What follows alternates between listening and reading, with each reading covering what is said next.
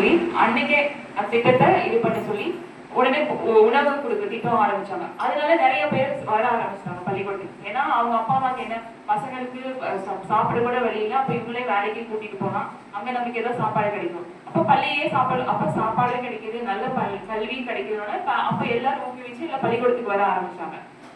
அதனால இங்க நம்ம நிக்கிறோம், நானே இங்க படிச்சோம்னா நமக்கான இந்த பள்ளிக்கூடத்தை கொடுத்தது முக்கியமான ஒரே காரணம் காமராஜர் தான். அதனாலதான் இன்னைக்கு வந்து நம்ம வந்து காமராஜருக்கு வந்து இவ்வளவு ஒரு மரியாதை, இத்தனை வருஷம் அவருக்கு இவ்வளவு வருஷம் ஆகியும் நம்ம ஞாபகம் வச்சுக்கிறது என்ன, ஒரே காரணம் கல்வி மட்டும்தான்.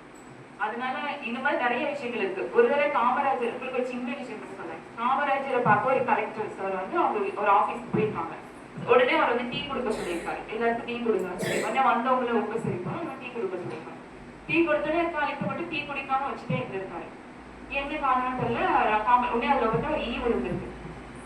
அப்புறம் ரொம்ப நேரம் வச்சுட்டே இருந்தோம். உடனே காமராஜர் அதை பார்த்துட்டு, ஏன் நீங்க டீ குடிக்கலாம், இல்ல சார் ஈ விழுந்திருக்கு, அது எடுத்து போட்டுருக்காங்க அப்பவே ஒழுங்காப்பவே, ஏன் அதை பார்த்துட்டே இருந்தீங்க, அப்போ உங்களோட நோக்கம், அப்போ அதை எடுத்து போட்டு அந்த உயிர் அப்பவே தப்பிச்சிருக்கும், அந்த உயிர் அப்பவே காப்பாத்தி இருக்கலாம்.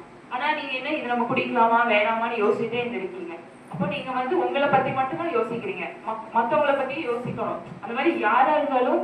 அப்ப அவர் சொன்ன உடனே இவருக்கு ஒரு மாதிரி ஆயிடுச்சு, என்ன இவரு உண்மையில நல்ல கருத்து தானே சொன்னாரு. அந்த நேரத்துல அந்த ஈயை எடுத்து போட்டுட்டு நம்ம அந்த ஈய உயிர் கலைச்சிருக்கும், நம்மள தீய குடிச்சிருக்கோம், அவ்வளவுதான். அதனால நீங்க உங்களை மட்டுமே யோசிக்க கூடாது, நல்லா மத்தவங்களை பத்தியும், இதால மத்தவங்களுக்கு என்ன ஆகும் அப்படின்னு யோசிக்கணும்.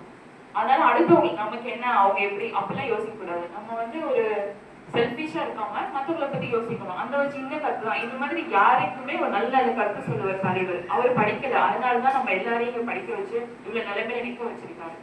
ஸோ அது எப்பவுமே நீங்க மைண்ட்ல வச்சிருங்க. படிப்பு மட்டும்தான் நமக்கு வாழ்க்கையில, படிப்பு, ஒழுக்கம், நல்ல நல்ல சிந்தனை, இதெல்லாம் வச்சுக்கணும். இப்போ நான் பேங்க்ல வரனால உங்களுக்கு ஒரு விஷயம் சொல்றேன். எப்பவுமே சேமிப்பு பழக்கம். நான் பேங்க்ல எப்படின்னா, இது ஒரு பெரிய காம்படிட்டிவ் எக்ஸாம். இயர்லி 2 தடவை தான் இந்த எக்ஸாம் நடத்துவாங்க. ஆல் இந்தியா பேங்க் எக்ஸாம் நடத்துவாங்க. அதுல இருந்து தான் நாங்க வந்து எக்ஸாம் கிளியர் பண்ணி இந்த எக்ஸாம் கொண்டிருக்கோம். கவர்மெண்ட் பேங்க்குள்ள எக்ஸாம் தான். பிரைவேட் பேங்க்ஸ்னா அவங்களுக்கு வேற மாதிரி இருக்கும். இதுக்கு வந்து 2 வருஷத்துக்கு 2 தடவை தான் பேங்க்ல எக்ஸாம் கண்டக்ட் பண்ணுவாங்க, ஆல் இந்தியா பேங்க்.